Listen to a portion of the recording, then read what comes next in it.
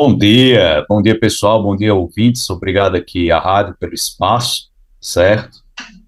Espero conseguir trazer aqui alguns esclarecimentos sobre essa situação que vai afetar o nosso estado inteiro, né? Afinal, são mais de 20 campi espalhados aqui em toda a nossa sociedade potiguar. Pois é, saiu agora, segunda-feira, né? Ontem, a recomendação do Conselho de Dirigentes, que foi acatada pelo reitor, sobre a suspensão do calendário acadêmico, né, que quer dizer que tudo que for ligado à aula, de cara, já está suspenso.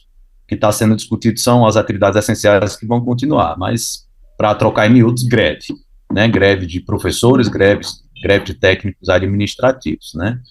E por quê que a gente está em greve, né? A primeira pergunta. E algumas pessoas têm perguntado muito, especialmente pais, por que só agora? Por que não fez greve antes, etc e tal. Então tem resposta para tudo isso, né? Mas vamos começar por o motivo basal, que não é só um. A gente está chamando, para facilitar, de greve dos 3 R's: recomposição, reestruturação e revogação, né? A recomposição trata de uma questão mais financeira. Dentro dela está sim o salário, mas não é salário só não, tá? Recomposição é porque hoje a gente entende que os institutos e as universidades, a gente entende, e não é fato, é só fazer as contas, que a gente recebe 60% do que necessitaria para funcionar com um mínimo de tranquilidade, tá? E aí vai bolsa para aluno que precisa de bolsa, né? Que a gente tem bolsa aí que tem mais de 10 anos que não aumenta, e cada vez menos alunos têm acesso a essas bolsas. Tem faltado alguns recursos essenciais em laboratórios, né? E a gente vai sempre dando um jeitinho ali, né? Porque, claro, a gente tem entendimento de que a gente precisa ter um espaço econômico para isso, mas a gente chegou no nosso limite. Dentro da recomposição estão as perdas salariais, tá? Eu gosto de explicar assim, baseado em pão, né? Porque eu gosto muito de pão, pão é muito gostoso. Hora de manhã cedo, esse horáriozinho, você comer um pãozinho com café preto, olha, eu não sei, mas eu olho para o lado, olho para o outro, tem gente que tem vergonha. Eu, às vezes, perco até a vergonha, porque eu gosto de molhar o pão no cafezinho, sabe? Café com leite e açúcar, meu Deus, é bom demais. Aí eu gosto de pensar com pão. Se no começo, né, da minha carreira, ali há uns 7, 8 anos aqui no Instituto Federal, eu conseguia comprar 10 pães, hoje eu compraria 6 pães, né, assim, dentro dessa analogia. Então, se antes eu comprava 10, agora eu compro 6. O técnico administrativo, se antes ele comprava 10, agora ele compra 5, tendo as mesmas bocas para comer. Por quê? O nome disso é inflação. O preço do pão, quando eu comecei, era um, e o preço do pão hoje é outro. Só que o meu salário não aumentou, né? Porque o meu salário ele não aumenta todo ano. Então, isso é para exemplificar o que seria a recomposição frente à inflação. E veja, nós não estamos pedindo nem para voltar a comprar os 10 pães. A gente está pedindo para pelo menos 8, né? Assim, só para sair mesmo dessa situação sufocante que nós estamos colocados, né? E quando a gente diz sair dessa situação sufocante, eu já puxo para o outro R, que é a reestruturação, que a gente está falando de repensar a carreira da gente, né? Conforme a gente vai progredindo, a gente pode ter alguns aumentos que, né, a gente vai evoluindo dentro da nossa instituição, mas que hoje não é mais atrativo. E o que está acontecendo? A gente está perdendo muito profissional. Às vezes o cara vai fazer a mesma coisa que ele faz aqui na nossa instituição, ele vai para outra instituição, inclusive tendo que mudar de cidade, às vezes de estado, porque lá paga melhor e dá mais dignidade, né? Ao ponto de hoje eu ter um setor no campus Currais Novos, por exemplo, que precisaria de 3 servidores, pelo menos, para funcionar tranquilamente, e só tem um, e esse um já está aprovado no concurso, né? Então, assim, a situação é gritante. Por quê? Porque a carreira ela foi deixando de ser atraente. Está deixando de ser atraente, está deixando de ser atrativa. Quem vem, em geral, passa no concurso, passa uma chuva e depois sai. E a gente fica sem conseguir entregar essa educação de excelência. Então, o segundo R de reestruturação é nesse sentido, né, da gente conseguir tornar a nossa instituição atraente novamente para quem quer nela trabalhar, tá? E a terceira é uma revogação, ela é uma pauta nacional, porque nos últimos 6, 7 anos a gente vem tendo perdas sucessivas de direitos fundamentais e ataques frontais à educação, como foi a história do novo ensino médio, é que isso é para citar um exemplo, tem outras, né? Tem uns nomes meio chatos, instruções normativas e tal, PEC disso, PEC daquilo, né? Tem toda uma lista no site do Sinasep, do nosso sindicato, mas basicamente são leis que a gente entende que prejudicam frontalmente a educação. Então, o motivo é esse. E a gente não está reclamando disso de agora, não. Para quem está pensando, por que só agora? Desde o fim do ano passado, que a gente conversa com o atual governo. Houve greve, né, no período ali, no período Temer, certo? Também. Só que era um governo que recebia a gente na bala de borracha e não sentava para conversar, né? Então, assim, aí foi declinando, vai declinando o serviço, que é como eles normalmente atacam a educação. Quando eles não conseguem bater de frente, eles vão comendo pelas beiradas, deixando a inflação fazer o serviço. E com a inflação dos últimos anos ali, né, mais ou menos 2019 ao final da pandemia, 22, 23, né, junto com medidas drásticas para a economia da gente, a inflação comeu muito. E aí, para fechar esse bloco aqui, que eu dei essa explicação geral, a consequência de tudo isso, agora a gente tem um governo que senta para conversar, né, mas a consequência de tudo isso parece que o governo não está entendendo, que antes eu conseguia oferecer 180 almoços por dia para os meus alunos, e hoje, né, foi caindo, 150, 140, hoje 105 alunos apenas que precisam ficar direto da manhã para a tarde, né, e apenas 105 conseguem almoço. O que passar disso, o aluno vai ter que desembolsar, né, e isso já gera uma exclusão. O filho do trabalhador, né, daquele trabalhador que rala muito, mas não, né, o salário não rende, né, ele não vai conseguir estudar lá, porque vai ter esses custos por fora, né, e ele não vai acabar não conseguindo se manter, não vai ter um desenvolvimento exitoso, né, um bom desenvolvimento, um bom desempenho, né, uma boa formação, que é o que a gente tem tradição de entregar e a gente não quer deixar jamais de atender esse público, né, e aí a gente está nessa briga por conta disso. O governo sentou para conversar, mas está enrolando a conversa, está empurrando com a barriga, tinha marcado a próxima para junho, começou a greve agora, já antecipou para quarta-feira, hoje, no caso, certo? Então hoje já vai ter uma conversa lá em Brasília que não teria se não tivesse tido greve, porque quando a gente para, a gente tem tempo de ficar pressionando o governo, de mandar a gente para Brasília, de ficar mandando na rede social, eu quero dar aula, eu quero dar aula, me dê condições de dar aula, me dê condições de dar aula, dê bolsa para meus alunos, eu consigo ficar, né, ali mais tempo dedicado a isso, porque estou parado nos meus afazeres funcionais para me dedicar totalmente a essa causa, que é uma causa maior. Professor, os alunos, eles já sentem esses impactos todos que o senhor falou aí? Os alunos já percebem essas diferenças? Você diz essas diferenças negativas, né? Percebe. Exatamente, Faço exatamente. uma pergunta assim: no IFRN, o fardamento é obrigatório. E aí eu perguntei para eles, né, para as turmas que estão mais perto de se formar, terceiros e quartos anos, eu disse: o fardamento é obrigatório? Eles, sim, muito bem. A gente teve uma conversa quinta-feira antes da paralisação no campus Currais Novos, né? E aí eles, sim, e quantas fardas vocês receberam da instituição? Aí eles responderam: uma. Pois é. Como é que vocês estão fazendo?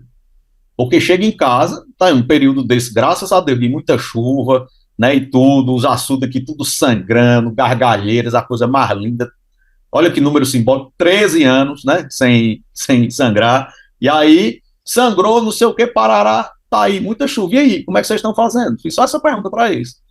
Aí foi aquela história, todo mundo contando, não, pessoal, chega em casa, aí tem uns que lava só, né, debaixo do sovaco e tal, não sei o que, para a roupa ficar direitinho, né, para não usar no outro dia. Mas às vezes ele vem e a roupa não está totalmente seca, seca no couro. E isso é inadequado.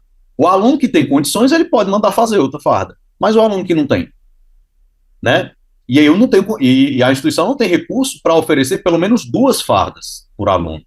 Os alunos do primeiro ano, né, disseram que não receberam nenhuma, né? Alguns alunos do primeiro ano, eles tiveram que correr por fora, porque está ficando escasso, né? E quem trabalha no setor de atendimento ao aluno, na COAS, né, que é a coordenação de atendimento a essa parte mais social, é que vê isso. O aluno hoje, se ele precisar de um óculos, eu não tenho como disponibilizar esse óculos para aquele aluno que está em situação de vulnerabilidade.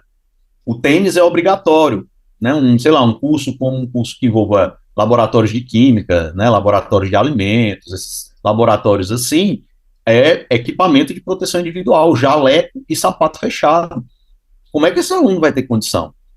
Né? Então, eles estão sentindo porque eles estão tendo que se virar. Não é raro a gente ver aluno vendendo brownie, porque eles vão correr por fora, mas o aluno não devia estar vendendo brownie, o aluno devia estar estudando. Né? Porque o tempo que ele está gastando de madrugada, porque a hora que eles vão fazer, que vai sobrar para eles à noite, ou de madrugada cedinho, para eles venderem na instituição um brownie, uma empada, uma coisa assim, era para ele estar descansando, para ele aprender melhor. Então, assim, é bonito ver um aluno aguerrido assim, é bonito, mas não era para ser necessário.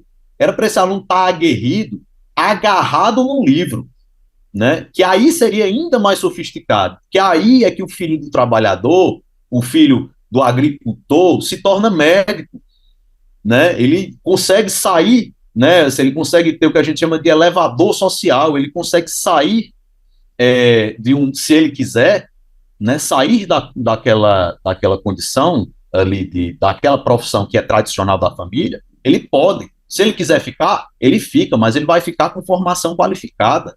Ele volta como engenheiro agrônomo, né? Então, assim, é essa oportunidade que a gente quer dar, que eles estão sentindo, já na pele deles, né, que está sendo prejudicada. E a gente entende que eu disse isso a eles, olha, tá vendo, o prejuízo de vocês já está dado. Eles questionaram, a gente vai ficar sem aula temporariamente, depois a gente repõe a aula, repõe o conteúdo. Mas a briga agora é para repor essas fardas, né? É para repor essas bolsas, é para repor esses almoços. Isso do ponto de vista estudantil, né? Do ponto de vista dos servidores é o outro lado.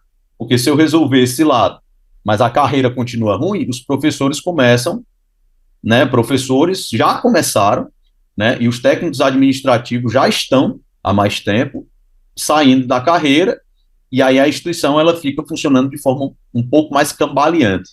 E aí, antes que esse projeto maravilhoso, que é o Instituto Federal, certo? Que foi um projeto, assim, extraordinário, para que esse projeto não se perca, né? É que a gente viu que precisava gritar com toda a força que a gente pode gritar, e o nome desse grito, dessa força é greve. Por que o senhor acha que o governo federal até consegue sentar na mesa, mas não consegue resolver os problemas desse atual governo? Eu não tenho certeza aqui do que eu vou lhe dizer, né? Assim, a impressão que está dando para a gente é que o governo está mais preocupado naquilo que dá voto de forma mais direta. Aí vamos lá, qual foi a gota d'água? A gota d'água é o governo anunciar 100 novos IFs no Brasil, 3 aqui no Rio Grande do Norte. Por que ele não bota um? Porque a gente quer expandir, a gente quer que mais pessoas tenham acesso. Mas por que ele não bota um em vez de 3 e organiza para, né, voltar a ser como era há uns tempos atrás? Não vai voltar exatamente igual, como eu disse, mas para pelo menos dar uma segurada aqui para a gente, antes de expandir, garantir a qualidade do serviço que a gente está entregando. Então, eu acho que o governo está com as prioridades inadequadas. E quando eu digo governo, é o governo como um todo. Quem senta para conversar com a gente, tem outras demandas, tem outras questões, tem outros financiamentos, tem outros investimentos, para ser mais claro, tem outros investimentos a serem feitos no Brasil. E aí, às vezes, se a gente não reclama o suficiente, com força o suficiente, não fala com clareza o suficiente, o governo acha que ainda dá para levar. Não, eu acho que dá para aguentar mais um pouquinho. Não, eu acho que. E o que a gente está dizendo é: não dá. Não dá para aguentar mais. E aí, como eles estavam nessa conversa, deu para sentir que era essa a leitura com quem estava interagindo conosco, a gente disse: pois então, já que vocês estão achando que a coisa é pouca, peraí, volta para a base, né, volta para os profissionais, e os profissionais dizem: negativo. Né, do jeito que está, não dá para continuar. Ou a gente para agora para conseguir continuar funcionando, ou a gente vai parar porque não vai dar para continuar funcionando. Tá? Então, assim, a leitura que eu tenho do porquê o governo ainda não nos escutou é isso, né? Essa dificuldade dele dosar aí o tamanho do problema que hoje o Instituto Federal enfrenta. Só para reforçar, então, aqui na região do Seridó, todos os institutos aqui estão paralisados por tempo indeterminado. Caicó, Currais Novos, Todos Jucurutu, os Parelhas. todos aqui estão paralisados, todo do estado inteiro, né? Alguns, os que não, o Caicó eu sei que já está, Currais já está, Parelhas também, certo? Jucurutu, pronto, tá aí um exemplo espetacular. Jucurutu, para funcionar, quem dá aula lá, muitos dos professores que dão aula lá, que ministram aula lá, são do campus Caicó, do campus Parelha e do campus Currais Novos. Por quê? Porque não tem professor. Então, né, vamos garantir que esse campus vai funcionar primeiro antes de abrir um novo campus, né? E vamos garantir que o professor que está lá vai ter condições de dignidade, que o técnico que vai estar lá vai ter condições de dignidade. Né? Então, nós paramos agora, todos os campos, o calendário está suspenso, só continuam atividades essenciais, né? E prazo indeterminado, porque depende de como o governo vai dialogar. Já antecipou uma reunião, né, para agora. A gente entende que o governo escutou, pelo menos é essa leitura que eu estou tendo agora, né? Vamos ver o que vai rolar nessa reunião de hoje. E dependendo do resultado, né, dependendo do que sai de lá, é claro que a gente já volta para comunicar imediatamente o máximo de cidadãs possível, né? Ok, professor Pedro, muito obrigado pela participação aqui no Sistema Rural de Comunicação. Sucesso aí na luta de vocês, professores, alunos, técnicos do IF. E mais alguma coisa a acrescentar, mais alguma informação, fica à vontade. Ah, tenho sim. Eu, apesar de estar na condição de professor de matemática, eu também sou poeta, né? E aí eu gosto de terminar sempre as conversas da gente sobre isso, com um versinho, né? Começar o dia com um versinho é sempre bom. À vontade, fica à vontade.